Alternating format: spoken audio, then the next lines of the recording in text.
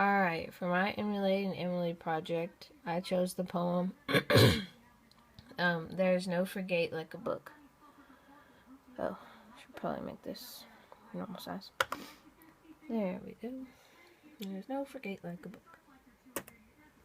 Okay, here's the poem.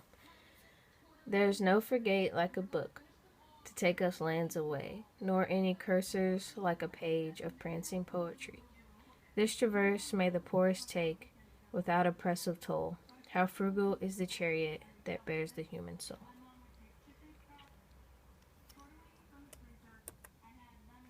Okay, here's an annotations key for the rest of the presentation.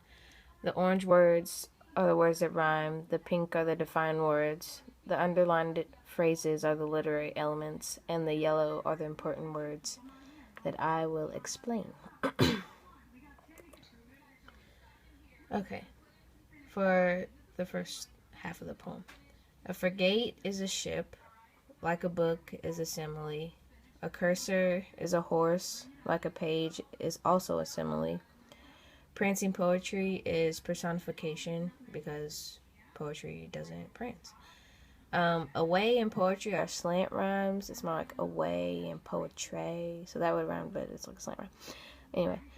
Lands I put in yellow because I thought it was important because I think she's trying to show that this is more of a long distance trip.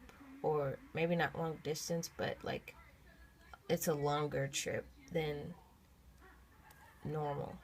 So that's why I put lands in yellow. A traverse is a journey.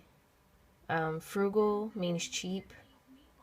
Lines 5 and 6 are an extended metaphor in the poem. Toll and soul are normal rhymes.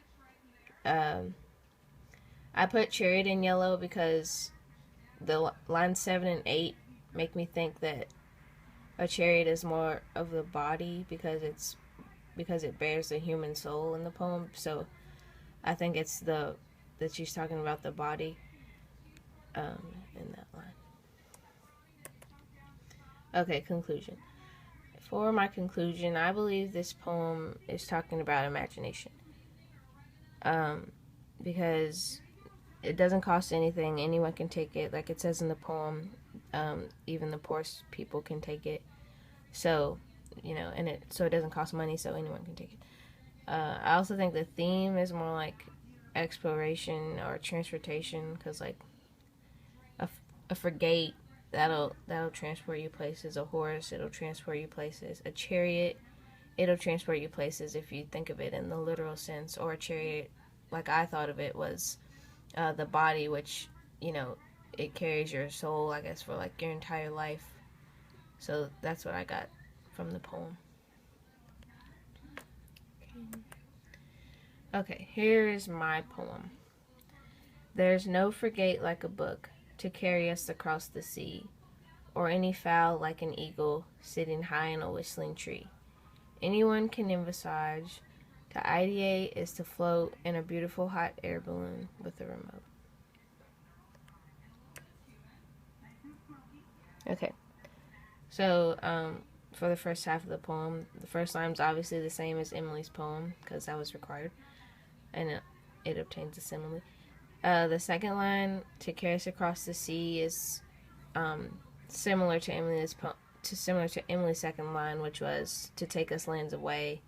I did that to show that it was, that it was more long distance than short distance. That's why I put sea and lands away. It's kind of the same.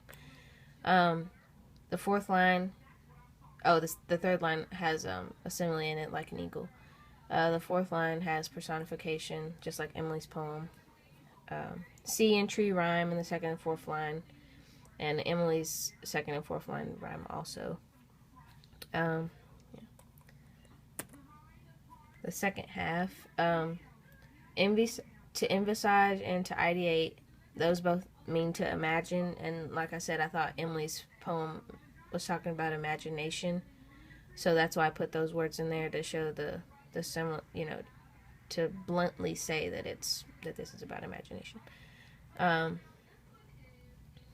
and then I tried to do an extended metaphor in lines 6 through 8. Also, and float and remote rhyme in lines 6 through 8, which is just like Emily's poem. Okay, and here's a comparison between the two poems. They both have the same rhyme scheme, A, B, C, B, D, E, F, E, and they have the same amount of lines. So the first line was obviously the same. The second line, I was trying to capture the distance part of it, how it was long distance instead of short distance. So like sea and lands, those are all, those were like longer. Line 3, the animals. I think of an eagle as a majestic animal type thing, and I also think of a horse as a majestic animal. So I think they're like I was trying to compare that there and say that they were like the epitome, like more looked up to animals in our society. Also, line 3 has personification in it. I mean, not personification, simile. Sorry about that. Line 4 has personification, and that's the similarities between line 4 in both poems. And then the second half of the poem, Emily's whole poem is about imagination. So I just bluntly said it in the second half of my poem, and so yeah, and then also without oppressive toll and like may the poorest take, I was trying to, that was like anyone can imagine to me. That's what she was saying, which is true. Anyone can imagine, and I guess your imagination can take you wherever you want it to be honest. And so yeah, and then I think her poem has the extended metaphor lines 5 through 7. Mine is lines 6 through 8. So, and that was also similar in the second half of the poem. But yeah, that is the end of this. Sorry, you can see me in the screen. Okay, sorry, but that's the end. Thank you, guys.